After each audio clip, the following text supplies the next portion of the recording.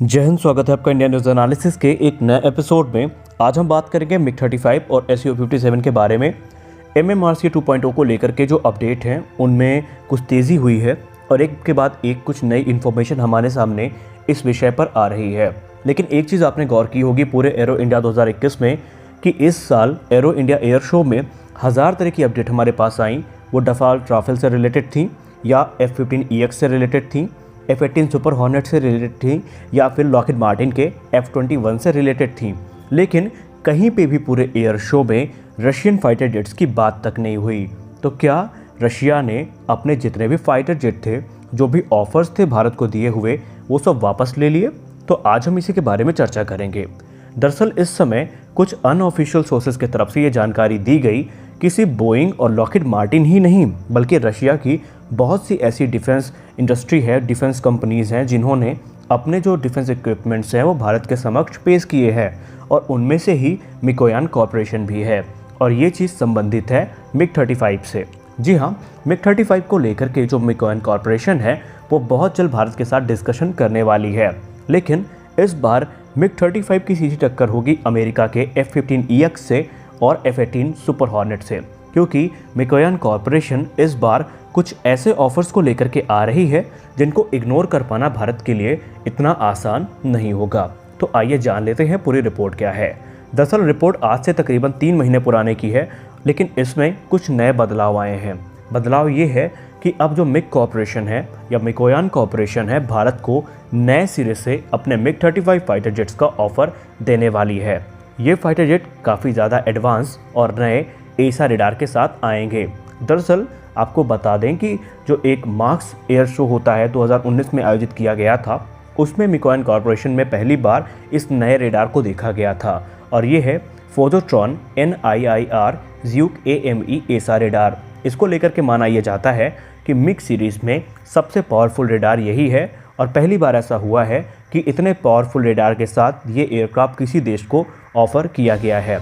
लेकिन खुद अभी इस रेडार की जो टेस्टिंग है वो मिग 35 में की जा रही है और माना ऐसा जा रहा है कि 2021 के अंत तक इसको क्लियरेंस मिल जाएगी प्रोडक्शन के लिए।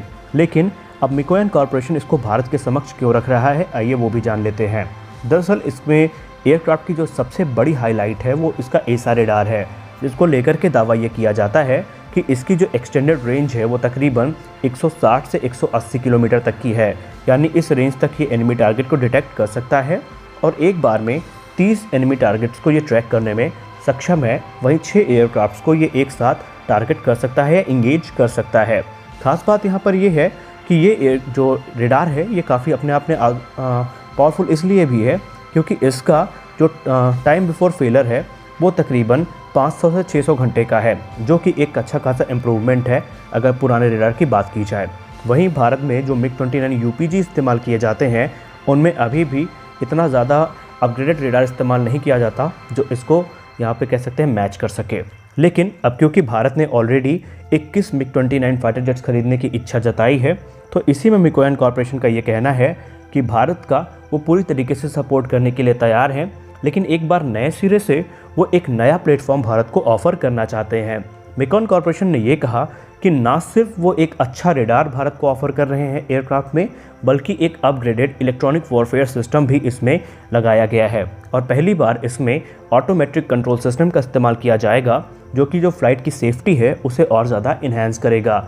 और ये काम तब आएगा जब एयरक्राफ्ट किसी एडवर्स वेदर में फ्लाई कर रहा होगा। अब क्योंकि रशिया का दावा ये है कि मिग 35 एक 4.5 जनरेशन का एयरक्राफ्ट है, यानी कि हमारा जो डसाल्ट राफेल है F-15EX है, जिसको लेकर के दावा ये किया जाता है कि ये सारे एयरक्राफ्ट 4.5 जनरेशन के हैं, तो मिकोयान कॉरपोरेशन को ये लगता है कि उनका ये एयरक्राफ्ट अपने समकक्ष जितने भी फाइटर जेट हैं उनसे अच्छा खासा कॉम्पीट कर सकता है। अब मिग 35 का ऑफ़र भारत के लिए इसलिए भी काफ़ी ज़्यादा रोचक है क्योंकि यहाँ पर मिकोयान कॉरपोरेशन का दावा ये है कि भारत को जो मिग 35 ऑफ़र किए गए हैं ये रशिया के लिए बनाए जा रहे मिग 35 से कहीं ज़्यादा पावरफुल हैं और उनसे ज़्यादा ताकतवर हैं और इसीलिए इसका जो नेगोशिएशन है भारत के साथ वो शुरू कर दिया गया है या जो डिस्कशन है वो शुरू कर दिया गया है और उम्मीद है कि इस साल के अंत तक ये जो डिस्कशन है ये काफ़ी एडवांस लेवल तक जा सकता है। रशिया का ये मानना है कि भारत जो 21 मिग 29 UPG फाइटर जेट्स को ले रहा है अपनी घटती हुई फ्लीट को यहाँ पे कंट्रोल करने के लिए, तो उसके जगह पे अगर मिग 35 भारत लेता है तो कहीं ना कहीं भारत के लिए ये ज़्यादा एडवांटेजियस हो सकता है। अगर हम मिग 29 यूपीजी की बात करें तो ये इसमें जो रेडार इस्तेमाल किया जाता है वो N010M ज़्यूक ME रेडार है, जो एक साथ तकरीबन 10 एरियल टारगेट को ट्रैक कर सकता है और 4 को निशाना बना सकता है। लेकिन इसकी जो डिटेक्शन रेंज है वो सिर्फ 120 किलोमीटर की है। यानी अगर हम सीधा कंपैरिजन करें मिग 35 के रेडार से, उसकी जो रेंज है वो 160 से 180 किलोमीटर तक की है, वहीं इसकी जो डिटेक्शन रेंज है वो सिर्फ 120 किलोमीटर की है। खास बात यह है कि कई डिफेंस एनालिस्ट हैं जो मिग 35 और मिग 29 की जो डिज़ाइन है उसको लेकर के अपना एनालिसिस सामने रख रहे हैं। एक चीज़ यहाँ पे गौर करने वाली बात यह है कि मिग 35 का जो फ्यूजलाज है, जो इसका पूरा स्ट्रक्चर है, वो मिग 29 की तुलना में थोड़ा बड़ा है और काफ़ी ज़्यादा इम्प्रूव है। और इसको लेकर के दावा ये भी किया जाता है कि इसमें जो स्टेल्थ मेजर्स हैं उनका इस्तेमाल किया गया है ताकि इसका जो रेडार सिग्नेचर है और थर्मल सिग्नेचर है उसको कम किया जा सके। वहीं मिग का एक ऑफर ये भी है कि अगर भारत अपने 114 फाइटर जेट्स की रेस में इसको हिस्सा बनाता है तो भारत के लिए ये काफ़ी ज़्यादा एडवांटेजियस हो सकता है, क्योंकि इसके लिए बाकायदा ना सिर्फ मिकोयान कॉर्पोरेशन भारत में अपना एक इन्वॉल्वमेंट इस्टेब्लिश करेगी, बल्कि मेड इन इंडिया जो फाइटर जेट्स हैं वो हमें देखने को मिल सकते हैं। और भारत में जो इस समय आत्मनिर्भर भारत कैंपेन चल रही है उसके तहत हर अलग अलग कंपनी अपने प्रस्ताव भारत के समक्ष रख रही हैं। तो मिकोयान कॉर्पोरेशन का ये भी मानना है कि जितने भी फाइटर जेट अभी तक इस पूरे कंपटीशन में आए हैं उनमें जो सबसे प्रबल दावेदार है वो मिग 35 है, और भारत अगर इसको लेता है तो बहुत ही कम दाम में ये एयरक्राफ्ट भारत को दिए जाएंगे। अभी ये क्लियर नहीं है कि पर यूनिट इनकी कॉस्ट कितनी आएगी, क्या ये डसाल्ट राफेल को पीछे छोड़ पाएंगे, वो बात की बातें हैं। लेकिन जो कुछ भी हो, मिकोयान कॉर्पोरेशन का ऐसा मानना है कि उनका जो चांस है वो कहीं ना कहीं बोइंग के F-18 सुपर हॉर्नेट से ज़्यादा है। अब आइए प्रैक्टिकल बात करते हैं, क्या वाकई सिर्फ एक प्राइस को हम ध्यान में रख करके ये डिसाइड कर सकते हैं कि क्या यही फाइटर जेट भारतीय वायुसेना में आएंगे? तो इसके लिए आपको 3 महीने पहले चलना पड़ेगा, जब भारतीय वायुसेना प्रमुख ने अपनी एक प्रेस कॉन्फ्रेंस में ये कहा था कि डसाल्ट राफेल को लेकर के भारतीय वायुसेना इस समय गौर कर रही है और हो सकता है डसाल्ट राफेल ही भारतीय वायुसेना का हिस्सा बने। उसके कुछ रीज़न थे और वो ये काफ़ी जेन्युइन रीज़न है। पहला ये कि अगर हम किसी नए प्लेटफॉर्म पर जाएंगे तो उसके लिए हमें बाकायदा अपने पायलट्स को ट्रेनिंग देनी पड़ेगी, उसके लिए पूरा एक इंफ्रास्ट्रक्चर तैयार करना पड़ेगा, उसके वेपन इंटीग्रेशन, उसमें जो अपनी पर्सनल इन्हांसमेंट है उसका कॉस्ट अलग आएगा, यानी वो हमारे लिए काफ़ी ज़्यादा खर्चीला होगा। वहीं अगर हम राफेल की बात करें तो पायलट को ट्रेनिंग ऑलरेडी दी जा चुकी है, इंफ्रास्ट्रक्चर तैयार है, वेपन भारत में है, हमने इन्हांसमेंट अपने हिसाब से करवाई है।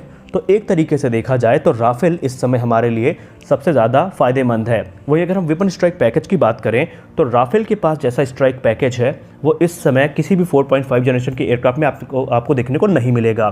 सबसे खास बात यह है कि राफेल में दुनिया की सबसे घातक air to air missile Meteor integrate की जा चुकी है और बहुत जल्द भारत में स्वदेश निर्मित जो अस्त्र मिसाइल है उसको भी शायद इंटीग्रेट किया जा चुके। तो ऐसे में राफेल से ज़्यादा घातक एयरक्राफ्ट पूरे MMRCA में आपको देखने को नहीं मिलने वाला है। यही कारण है कि इंडियन एयरफोर्स जितना कॉन्फिडेंट राफेल जेट्स को लेकर के दिख रही है, किसी फाइटर जेट को लेकर के वो इतनी कॉन्फिडेंट नहीं है। तो इस तरह हम ये कह सकते हैं, भले ही मिकोयान कॉर्पोरेशन अपने कितने भी अच्छे ऑफर भारत के सामने रखे, कितना भी अच्छा रेडार भारत के सामने रखे, कितना भी अच्छे इंजन सामने रखे, यहाँ पे जो चांसेस अभी भी हैं वो राफेल के सबसे ज़्यादा हैं। तो मिलते हैं अपने अगले वीडियो में, तब तक के लिए जय हिंद।